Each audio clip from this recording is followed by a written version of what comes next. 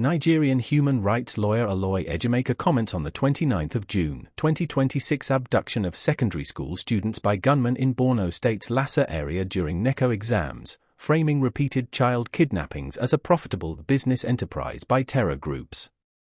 The post follows his earlier sharing of a video showing children held captive, questioning whether arrested terrorists exhibit genuine repentance given the lasting trauma inflicted on victims and families. It underscores the chronic disruption to education in Nigeria's northeast, where attacks by groups such as ISWAP continue to target schools, prompting rescues of some students but leaving others in captivity. The crimes you have in the north, the insecurity you have in the north is as a direct consequence of their own action. They groomed them. Al-Qaeda in the Maghreb, ISIS in West Africa, Boko Haram, Fulani headsmen, bandits, all of them. Who brought them to Nigeria? It's Fulani. Fulani brought them into Nigeria. El Rufai brought them in. Bauchi State Governor brought them in. Are you people deaf and dumb and stupid? When you come out and you pretend, oh, we are one Nigeria, go and show me. Somebody was asking, where is the boundary, where would the boundary of Biafra begin? And I asked the fool, where did the boundary of Nigeria begin? People from Niger come in and go as they like. Most of these idiots are from Niger. They are building a pipeline to Niger. They are building a railway line to Niger. They are building roads to Niger. Whereas where the money comes from, which is Biafra land, we don't have those infrastructure. No, we don't. But you're taking our money. You come to Izombe, you come to Ohaji, you come to Ebema, you come to Aguleri, you come to Ebonyi. You take our resources, sell it, get the money, and now you're building the way to Niger Republic. And you want me to be happy with you? Clap for you. Oh, Nigeria is doing well. One Nigeria. I think you are insane. You come to my land, you take our oil, you take our gas, you take our manpower, you take everything, our VAT, our tax that we pay. You are now building a road from Katsina to Niger, airport in Niger, refinery in Niger. You take oil, crude oil from my land, you take it to Niger, you refine it, you bring it back to me as a refined petroleum, or as PPS as you call it. And you're telling me that that country is viable. You're telling me that Nigeria should be supported. We are in one Nigeria. We are not going anywhere. And you're dying every day. Because those that they appointed to speak for you, they gave them money and positions. So that they will come out on the pages of newspapers to give the world the misleading impression that everything is okay, when things are not okay. Go through the statements of Ohaneze and see the contradictions in it. Nigeria is not working. We are marginalized. And then you come back and say Nigeria is one. We must stay in it together. Are you not foolish? These are the useless intellectuals that you have. On one hand, you say Nigeria is not working. You're marginalized. You are being discriminated against. You're suffering. They're killing you everywhere. And you come back to the same place and say Nigeria must be one. Had Nigerians gotten together to say they want to be part of this useless contraption, that's entirely their business. I'm a Democrat, I've subscribed to it. But have you asked yourself this question? Why is it that all those asking you to remain in one Nigeria has something to gain from Nigeria, or they have benefited in the past? Nothing more, nothing less. I saw the letter that Atiku Abubakar wrote to President Biden. In it, Atiku Abubakar said to come and help us fight terrorism, in order to ensure that there will be no regional destabilization. That is their game plan at the U.S. State Department for very many years, until we stepped in. They keep trotting out these lies. Once Nigeria breaks up, there will be destabilization in the entire region. I said it because you don't understand African history. Most of these people are not educated. When I say, they say I'm insulting them. No, I'm not insulting you. Most of you are not educated. In Africa, we are tribal creatures in Africa. In Africa, we are tribal creatures in Africa. We always go back to our village where we were born, where our umbilical cord, how long, where it was buried. That's where we come from. That is why every Christmas, Easter, New Year festival, or August meeting, you see us migrating back to where we come from. And I keep saying these things to Africans, they don't understand it. They don't understand it. Everywhere in Africa during Christmas, if you like, be in South Africa, if you like, let it be in Kenya, you let it be in Rwanda, everybody from the capital goes to the village. If you go to Accra, the same thing happens. This past Christmas, if you like, go to Cotonou. Go to Yaoundé in Cameroon. Everybody living in the capital cities of Africa, they go back to their villages. They go back to their tribes where they come from. Do they do that in the Western world? During Christmas, these people migrating from, oh, I come from Florida, I'm going to Florida. No, you don't. Because people come from where they are born. We come from where our ancestors were born. That is the difference between black people in Africa and those from Europe and other parts of the world. We come from, so if you ask somebody, where do you come from? He or she will mention their village. That is what makes us Africans. Very, very unique. If you destroy that, you're finished as a people. In Africa, we are tribal. First and foremost, we belong to our tribe where we come from. That is why our people need to appreciate this.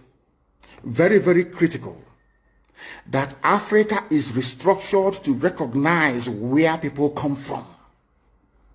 All these artificial creations by Europeans, Nigeria, this and that, all that rubbish. That is why you can never ever make any progress for the next 6 billion years. You can never ever make any progress in the zoo. Why is it, if we are not tribal, why would a whole presidency come out, Fulani presidency come out and say, we are defending Fulani headsmen? A presidency of the whole of Nigeria, so to speak. It is because, by instinct, we are tribal beings in Africa. That is why Nigeria is unsustainable. That is why the man from Ishekiri has to vote to say, this is where I want to belong to. That is why referendum is the only way forward. That is why Africa is poor. Africans must recognize that this is who we are. You cannot live in Lagos if you're an Igbo man during Christmas and start traveling to Sokoto. It's impossible. You must go to Igbo land. You must. That's where you come from. And if they ask you, oh, but you were born in Lagos, you will say, no, that's where my parents come from. They ask your parents will say, that's where my parents come from. They will keep going back until they get to perhaps the 100th generation. That is who we are. And nobody can change it. We are not born on the streets. Some people were born along Ijora or Kota Highway in Lagos. Maybe they are from Urobo. You ask them, where are you from? They say, I'm from Urobo. But I was born in, but this is where I come from. That is who we are. That is why all these useless, idiotic countries created in Africa cannot survive. It can never ever survive. And how do we stop it? Only a revolution can stop it. Only a revolution. If you like, keep postponing it. If you like, keep putting it off forever and ever. Only a revolution can solve this very problem, because under a revolution, the powers that be, those that be making your life a misery, will be overthrown. Nobody will say it's a coup anymore. It is called popular uprising. Don't let anybody deceive you. Don't let anybody deceive you. And that is why today some soldiers are listening and they are resigning from the army. How can you be a soldier in the Nigerian army and your village is being occupied by Fulani headsmen? Imagine those from Oyo or Ondo serving in the Nigerian army. These are my Yoruba brothers who are serving in the Nigerian army. You are from Yoruba, you are serving in the Nigerian army, doing one Nigeria. But your village is being occupied by a Fulani. The same people you are serving, or you claim you are serving, your village is under occupation by them. And to make matters worse, those you are serving under their flag, one Nigeria, and the Arabic inscription, or should I say the motto of Ottoman Danfodio, to tell you how foolish Nigerians are. You don't know that the Nigerian emblem, the army emblem of Nigeria, is the motto of Ottoman Danfodio that he used to conquer Hausa people. You don't know that it is there. That's what they're using. You're fighting under the banner of your conquerors. Maybe in Sambisa forest. And now they are sending their advanced strike force into your village. And you're doing one Nigeria. I'm a Nigerian soldier. I'm a Nigerian army. That is why I commend the 127 soldiers that have resigned so far from the army. If you don't do these things I'm asking you to do, you will, when the time comes, as I'm telling them now, remember 2015, remember 2014, remember 2013, I told you all these things. I told you what was going to happen, and now they have all happened before your eyes. You've seen it. I'm warning you now. If you're serving in the Nigerian army, and you think you're loyal to Buratai, you think I'm serving my Nigeria is not a fatherland or motherland to anybody. Nigeria is not a motherland or fatherland to anybody. Nigeria is purely a British creation. A British creation. Because if Nigeria was to be a nation or country, there is no way those that call themselves the presidency Asoro can come out to support illegality in Ondo State. Because they know they are doing it for that. Why do you think they want to avenge and revenge for Sir Ahmadu Bello? Why? They knew that Ahmadu Bello and his people, so to speak, were fighting for them. They understood that.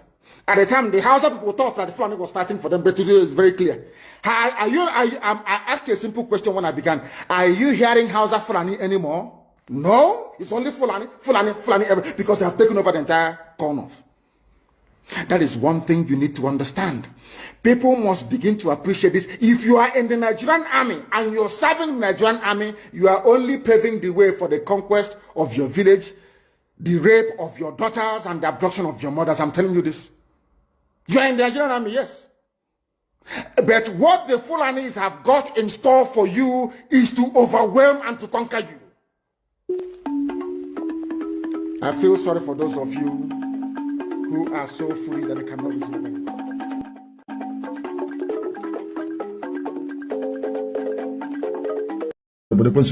Nigeria. Lekwa Nigeria madosa aya Chineke nnade ngosi. Onye ọbụla na-ekpe ekpere ka Nigeria wee wuru ofu nna nke bridge ndị dị etu a wee laa ha n'iyi. Chineke nna kiwe biko da kiwe kpọọ ha ọkụ. Kpọọ ha ọkụ pa ezinụlọ ha ọkụ.